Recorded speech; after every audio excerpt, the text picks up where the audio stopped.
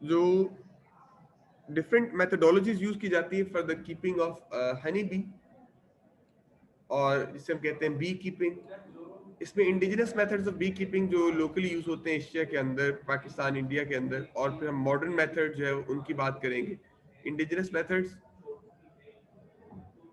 इसमें वॉल और fixed hive है, प्योरली नेचुरल टाइप है ये, कि जहाँ पे कॉम जो है वो हनी बीज जो है वो नेचुरली एक हाइव बिल्ड कर रही होंगी। They prepare the hive themselves on the wall और ट्रीज, और उससे फिर जो है वो नेक्टर या उनका जो हनी है वो कलेक्ट कर लिया जाता है। फिर कुछ मूवेबल हाइव्स होते हैं, इट कंप्राइजेस वुडन बॉक्सेस और अर्थन जो पिक्चर्स हैं उसके बने होते हैं। और जो ट्रेडिशनल बी कीपर्स हैं, they catch clustered swarms from the trees, bushes, etc., and then transfer them to the above mentioned spaces, कि नेचुरल एरिया से पकड़ा फिर उनको यहाँ पे जो है वो ट्रांसफर कर दिया, इससे भी जो है वो कल्चरिंग करते हैं। ये भी फिक्स्ड हाइव है और एक मूवेबल हाइव की टाइप यहाँ पे शो की गई है।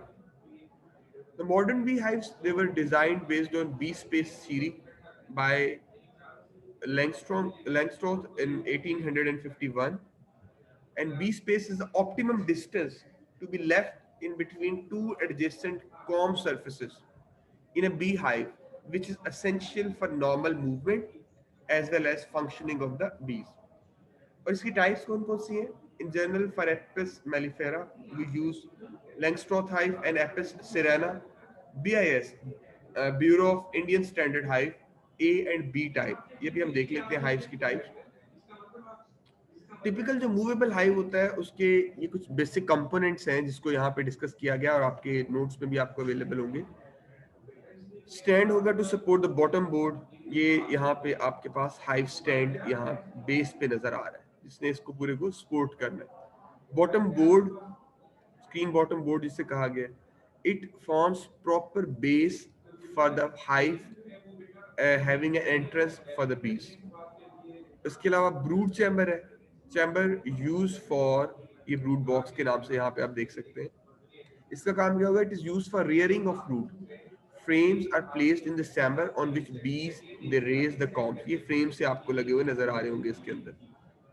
फिर क्वीन एक्सक्लूडर होता है, perforated zinc sheet assembled in such a way that workers can pass through them but a queen cannot, क्योंकि क्वीन का साइज लार्जर है तो वर्कर तो जो है वो इसमें से पास कर जाएंगे लेकिन क्वीन नहीं, तो ये क्वीन एक्सक्लूडर इसमें जो वो यूज होगा। फिर super, medium depth western super यहाँ पे मेंशन्ड है, इसका क्या काम होगा? It is provided with many frames containing comb foundations to provide additional space for the expansion of hive। इसके अलावा इनर कवर है, a board which act as a partition between brood super chamber and the roof। ये shallow super भी है और medium जो है वो डेप्थ सुपर दोनों मौजूद है यहाँ पे। इसके अलावा inner cover and then telescoping outer cover, top cover जिसे कहते हैं, type of lid acting as a roof placed on over the inner cover. इसमें से जो कोई लाइक ये शैलो या इनर कवर में से, शैलो सुपर या इनर कवर में से कोई एक भी यूज किया जा सकता है और दोनों भी यूज किए जा सकते हैं। बहरहाल इसमें थोड़ी वेरिएशन के साथ ये एक बेसिक स्ट्रक्चर है जो कि मूवेबल हाइव में यूज होता है फॉर द रियरिंग और कल्चरिंग ऑफ हनी बीज। Other equipments में comb foundation mill है, used to print natural cell size with the desired comb foundation sheet। Bee wheel है, used for preventing bee sting on face and neck। ज़ाहिर है जब वो handling के दौरान जो पहने जाते हैं। स्मोकर होते हैं, used to calm down the bees while opening the hive। ये स्मोकर सामने शो किया गया है। इसके अलावा अनकैपिंग होता है, वो नाइफ जैसे आप देख रहे हैं वो हाइव को अनकैप करने के लिए उसमें से जो है वो कलेक्शन के दौरान, हनी की कलेक्शन के दौरान। और फिर Honey extractor, it is used for the extraction of honey from com and is function on principle of centrifuge, जो फोर्स होती है, सेंट्रीफ्यूज जो मशीन होती है उसके प्रिंसिपल पे ये काम कर रहा होता है। हनी के हवाले से पहले भी हम देख चुके हैं कि जो नेचुरल सिक्रीशन है, बीज produce honey from the nectar of plants, उसमें इंजाइमेटिक एक्टिविटी भी इनमें इन्वॉल्व है, रिगर्जिटेशन है, और फिर वाटर की इवेपोरेशन भी एक प्रोसेस है। और इसके यूजेस क्या है? फूड में, मेडिसिन में, कंपोजिशन हमने पहले भी देखी। ये इसमें मेजर कंपोजिशन हमने बात की कि कार्बोहाइड्रेट्स हैं और कुछ परसेंटेज वाटर, मिनरल्स और विटामिन बी कवर कर रहे होंगे। हनी के अलावा जो सेकंड प्रोडक्ट बड़ी इंपॉर्टेंट है जो इससे ली जाती है, that is B wax. and it is secreted by the wax glands located underside of the last four abdominal segments, 4 to 7th of the worker bee. यहाँ पे आप इसको जो शुरू में आपने स्लाइड्स देखी ऑब्जर्व की, इसमें हम एनाटॉमी ऑब्जर्व कर रहे थे, anatomy of the honey bee,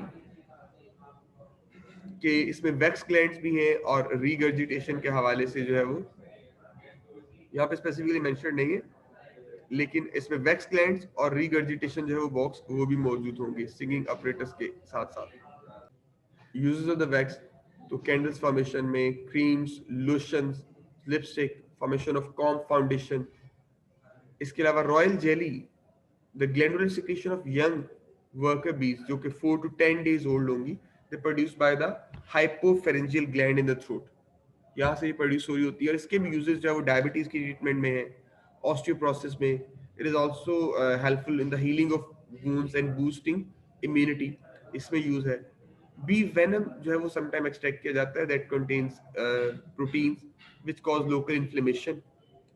और इसके कहाँ पे यूजेस है? It's given as a shot or vaccination for rheumatoid, nerve pain, multiple sclerosis, then desensitizing the people allergic to the bee sting, उनके लिए यूज किया जा सकता है.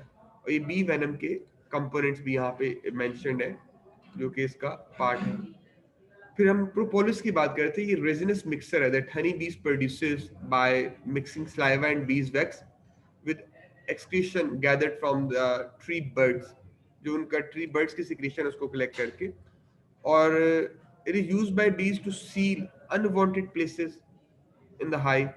It is used to treat cough and throat irritation, उसमें भी इसको जो है वो यूज किया जाता है. नेक्स्ट हम